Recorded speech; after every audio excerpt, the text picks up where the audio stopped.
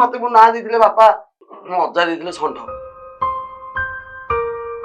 Actually ନା ଷଣ୍ଢ ଥିଲା। ଆକ୍ଚୁଆଲି ଷଣ୍ଢ ତ କାଳିଆ ଷଣ୍ଢ ମାନେ ପରଫେକ୍ଟ। ଏଇ ଯୋଉ ଷଣ୍ଢ ନା ଯୋଉ ଚିଡାନ୍ତି ମତେ ଦେଖିବାକୁ କାଳିଆ ଡାକିବେ ଏଇ ଷଣ୍ଢ ମତେ ଯେତେବେଳେ ଡାକନ୍ତି ମୁଁ ତାଙ୍କୁ ପ୍ରତ୍ୟୁତ୍ତର ଦିଏ। ମତେ ଡାକ ଏଇ ଷଣ୍ଢ ମୁଁ ତାକୁ କହିବି ସତେ। କିନ୍ତୁ ସେ ନାଁଟା ଯେତେବେଳେ ମତେ ଭାରି ଖରାପ ଲାଗେ, ମୁଁ ଷଣ୍ଢ ମୋ ଘରେ ଗୋଟେ ନାଁ ଦେଲେ। ଯେତେବେଳେ 10th ପାସ୍ ହେଲି ମୁଁ ଆଉ ଘର ପାଖ ସ୍କୁଲ ମାନେ କଲେଜରେ ପଢିଲିନି। ମୁଁ ପଢିଲି କୋଉଠି ପୁରା ଟୋଟାଲ ଆମ ଘର ମେଣ୍ଢାଶାଳ। ମୁଁ ପଢିଲି ଯାଇକି ପିଏନ୍ କଲେଜ। ଗାଁ ନା ମେଣ୍ଢାଶାଳ, ମୋ ନାଁ ଷଣ୍ଢ। ପୁରା ନ୍ୟାସନାଲ ଜିଓଗ୍ରାଫି। ପୁରା ନନ୍ଦନକାନନ ତ ପୁରା ନନ୍ଦନକାନନ।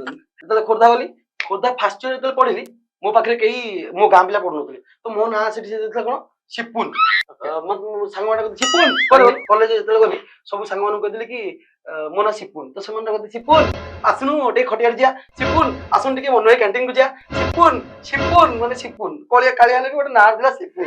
ଗୋଟେ ଭଲ ଲାଗୁଥିଲା। ସେମ୍ ଜିନିଷ ମୋର ଯେତେବେଳେ ସେକେଣ୍ଡ ଇୟର ହେଲା ଆମ ଗାଁର 3-4ଟା ପିଲା ଆସିକି ସେ କଲେଜରେ ପଢିଲେ। ପଢିଲା ପରେ ସେମାନେ କହିଲେ ଷଣ୍ଢ ସିପୁନ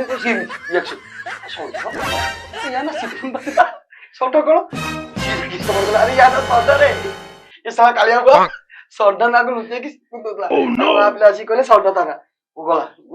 ସେ ନାଁଟା ବି ସେଇଠି ଇଜ୍ଜତ କା ଫାଲୁଦା ହେଇଗଲା।